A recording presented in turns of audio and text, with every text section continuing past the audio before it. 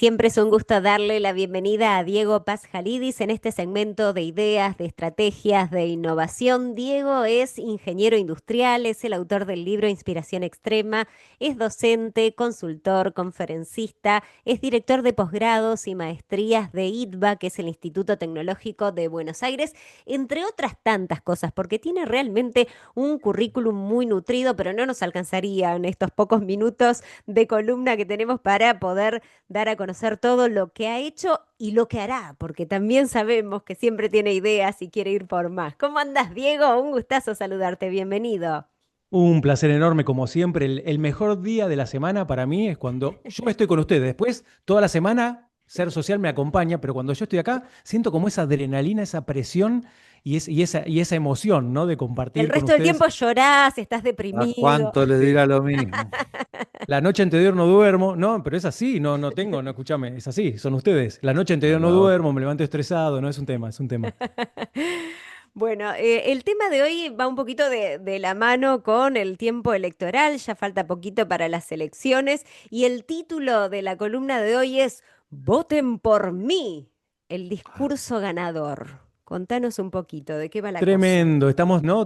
Apasionados o no, o ya no queremos escuchar más los spots de campaña, ¿no? Estamos saturados. Entonces dije, bueno, por supuesto que tiene que ver con las elecciones y en eso me inspiré, pero dije, bueno, lo voy a cambiar un poquitito, tiene que ver con elecciones, ¿eh? Lo cambio un cachitito y dije, bueno, voy a crear una historia ficticia de un chico que se llama Julián, que soñaba con ser el elegido presidente del centro comercial del barrio, como para no meternos en cuestiones políticas, hacerlo más práctico, pero todo tiene que ver con todo y Claro. Julián quería que voten por él.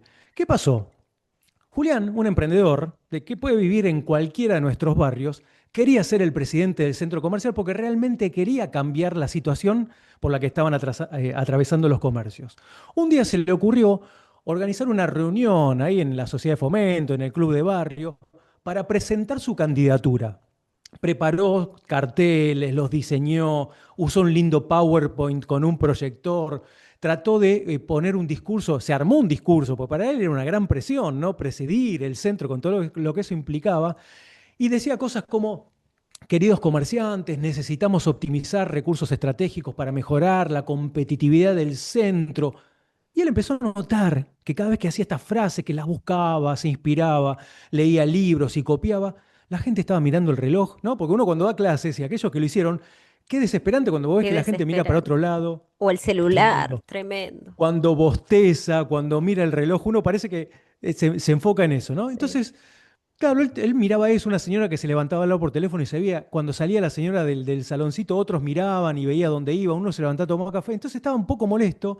Cuando terminó un aplauso así suave, tímido, de tipo de compromiso, y escuchó que alguien murmuraba, che, parece buen pibe, pero la verdad que no entendí nada de lo que quería decir. Entonces Julián terminó ahí, pobre, imagínense la situación esa, dice, y pónganse en esto de campaña, ¿no? ¿Cuántos buenos partidos o buenos candidatos podrían existir, pero sin embargo sienten que no son escuchados? Y decía Julián, ¿cómo puede ser? Yo creo que tengo una propuesta que es mejor que la del resto, que es lo que venimos probando hace rato, que mejorar la seguridad, bajar los costos, atraer clientes. ¿Por qué nadie lo ve? ¿No? No la ven, ya que estamos usando términos políticos. Bueno, ¿qué hizo Julián? Un día fue a buscar a esa persona más sabia, al que más conoce, un tal Don Leandro. No, no, Ahí si está. se, cualquier parecido con la realidad es pura coincidencia. Va a buscar a Don Leandro, un hombre sabio, comerciante, con conocimiento, que había sido presidente en algún momento, hace muchos años, del centro comercial. Y don Leandro lo escuchaba pacientemente a la persona mientras tomaba un sorbito de mate, supongo mate o café, no sé, no se ve a la distancia en la historia, y decía, mira, Julián, vos tenés buenas ideas, vos parecés buen pibe, pero te falta el alma de puente. Te falta entender que convencer no es hablar mucho, es conectar con el otro. Y Julián se quedó pensando y dice, ¿cómo esto de conectar? ¿Cómo esto de ser puente? Y el señor sabio, este tal Leandro Simeono, le Ahí está. dijo, Qué dibujó parecido. como Cosme Fulanito, dibujó en una servilleta que tenía ahí, porque iba al bar durante mucho tiempo, cuatro círculos. Y dice, mira, tenés que tener en cuenta estos cuatro círculos. Y escribió en el primero etos, griego, así que tiene TH, etos, logos, patos y kairos. Términos griegos. Repito, etos, logos, patos y kairos. Y dijo, esto es algo que aprendí a partir de leer muchos de los libros basados en Aristóteles, que son 4 pilares de la persuasión, le dijo. Si los entendés, vas a pasar de querer que te voten a hacer que crean en vos. Y vas a ver las diferencias. Entonces Julián se fue con eso que le dijo el viejo sabio Leandro Simeono. Y lo que hizo al siguiente día, en su estrategia, empezó a aplicar el primer paso, etos. ¿Qué significa etos? Credibilidad. En lugar de mostrar estadísticas, no cosas complejas, informes, empezó siendo creíble, contando una historia. Entonces, ¿qué decía este joven Julián? Mira, o le decía a todos, ¿no? Yo nací en este barrio. Mi papá tuvo un kiosco en la esquina. Mi mamá enseñaba acá a la vuelta a los chicos a leer, clases de apoyo. Conozco cada frente de cada local, cada persiana. Sé dónde hubo un local, qué sucedió con el que vino después. Conozco las veredas. ¿Qué hizo con esto? Hizo que los demás vieran a él no como un candidato más, sino como uno de los suyos que conocía el lugar. Check cumplió con etos, la credibilidad. Después siguió con el siguiente paso. Aplicó logos. ¿Qué es logos? La lógica. Hizo un cartel simple, sin cuestiones técnicas, ahí en el mismo momento. Dijo, este es mi eslogan, una cuadra, una mejora por mes. Clarito el mensaje. Él decía, voy a empezar por la cuadra número 1 y esa cuadra creo que la mejora sería pintar los frentes, decorarlos, hacer algo más homogéneo. En la cuadra número 2, que lo vamos a hacer en el siguiente mes, vamos a poder hacer esto. Y la gente se empezaba a sumar. Dice, bueno, yo en la cuadra 4 lo que puedo ver es cómo nos complementamos y podemos contar una historia. Empezaron a surgir ideas. Explicó Julián con claridad, con lógica, qué es lo que haría, cómo lo haría y en qué plazos. Solamente con un cartel. Una cuadra, una mejora por mes. Dijo todo ahí todo simple, con lógica. Tercer paso, vino patos, la emoción. ¿Cómo uno crea emoción? De muchas formas. ¿Qué se le ocurrió a Julián? Traer una foto del centro comercial de los años 90 o por ahí, lleno de gente, con mucho comercio, gente que iba y venía a comprar con bolsos llevándose. Y lo que dijo, con una voz firme, no quiero que recordemos esto con nostalgia, quiero que vuelva. Entonces fíjense que ahí conectó la emoción de algo que había sucedido, que no todos habían vivido en ese centro comercial, porque había muchos jóvenes diciendo, entendí con una imagen y con la emoción lo que querés transmitir. Ya casi lo tenía todo cerrado y de hecho en su estrategia lo último que faltaba era Kairos. Kairos es el momento oportuno. ¿Cuándo hizo Julián esta charla? Eligió lanzar su campaña, su candidatura, justo cuando la gente estaba preocupada por la baja cantidad de ventas que habían tenido por el Día de la Madre. Aprovechó un momento, es en este momento, no una semana antes, no una semana después. El momento, el timing, como lo conocemos muchas veces, Claro. es tanto o más importante que todo lo demás. Porque fíjense que si un anuncio lo hacemos 2 años antes, no tiene impacto. Ejemplo, campaña electoral. Y si lo hacemos una semana antes, todavía está muy fresco, para lo bueno o para lo malo, ¿no? Por eso es importante entender esto. Entonces, justamente lo que hizo fue lanzar su campaña cuando ocurrió algo, en este caso no positivo, que fue la venta baja, el volumen de ventas en el Día de la Madre. Salió a conversar, no a prometer, escuchó en los comerciantes en sus locales y fue construyendo esa propuesta. El cuentito termina diciendo que una semana después él ganó y quedó como presidente del centro comercial y ahí empezó la transformación. Y le dio trabajo a don Leandro, me Esto, imagino. Claro, Leandro me le pagó habrá la... O le cobrado pagó la comisión o algo. claro, la consulta, algo por el estilo.